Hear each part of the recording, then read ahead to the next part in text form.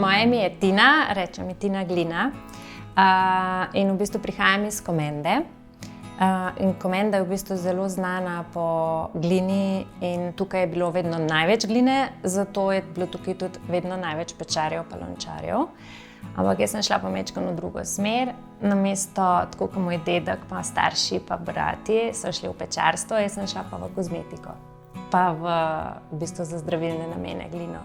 Sama sem maserka, refleksoterapevtka in sem preko tega spoznala, koliko izdelkov se v bistvu lahko da narediti iz gline. Tako da ja, delamo naravno kozmetiko iz gline. Jaz kot majhna sem v bistvu živela z glino. Jaz sem iz gline delala kače, hiše, meni glina ni bila neka zadeva za zdravje. Kljub temu, da so že takrat hodili k nam ljudje iz cele Slovenije po kakšno kepo gline, zaradi tega, ker jih je bolel hrbet ali pa noga, čeprav meni je bilo takrat to tako okej, prav, nisem niti dala. Pa sem šla pa mislim, da na fakulteti prvoletnik, sem šla pa delati prekvalifikacijo poleg fakultete še kozmetični tehnik in masaža in refleksoterapevtka. In v salonih in zdraviliščih sem v bistvu spoznala, da je glina pri čisto vsakemu tretmaju. Anticelulitni tretma, potem je protibolečinski tretma, glina za nego obraza, čistilne maske, detoks programi in v bistvu pa je bila vse to glino imamo pa mi doma. Zdaj vem, zakaj so hodili k nam po glino. In pa so se pa začele analize, raziskovanja in vse te zadeve, zato da v bistvu sploh lahko to delamo. In so nastali ta prvi izdelki, glina za obloge, glina za pitje in sem nekako to glino zapakirala v vilinčice glinene, dodala malo eteričnih olj noter, rastlinskih olj in je nastal nek čisto nov izdelek, neka čista nova dimenzija in to je to. Delamo veliko na tem, da ni samo izdelek dober za človeka, za zdravje, ampak tudi za okolje. In ravno zato slonimo vedno bolj gledamo na trde izdelke.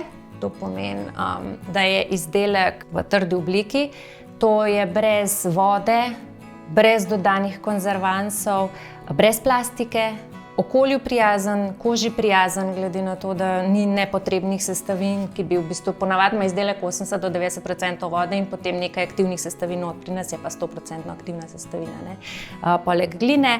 Se pravi, delamo na trdih izdelkih, poleg tega pa vse lončke, ki so pa plastični, jih pa recikliramo. To pomeni, da v bistvu za 10 praznih lončkov, ki nam jih ljudje pošljajo nazaj, pošljemo eno masko gratis. In v bistvu nam naši dobavitelji, ki so iz Slovenije, in to pomeni, da nimamo nekega dolgega transporta iz Kitajske, že tukaj, transportni, nam omogočajo, da mi vrnemo lončke in jih preoblikujejo v lončke za rožice. Tako da v bistvu gre cel krog, se naredi vse skupaj. Sami proizvajalci kozmetičnih izdelkov bi lahko veliko več naredili. Mi smo majhni, kdo večji bi lahko veliko naredil, zato da bi se potem tudi kupci odločili lažje in tudi nekaj za okolje naredili. Poleg tega tudi mi, ki smo se odločili, da bomo za okolje bolj prijazni, je kar težko, glede na to, da nimamo proizvajalcev veliko v Sloveniji oziroma kjerkoli v bližini od sestavin do embalaže, do vsega. Tako da prostora za izboljšave je veliko, ampak dokler bodo ljudje kupovali večje in cenejše in okolju neprijazno, se ne bo spremenilo. Verjamem pa, da se bo. Vedno več izdelkov je v trdi obliki. Pri nas, v našem podjetju, sestavine so čim bolj lokalne.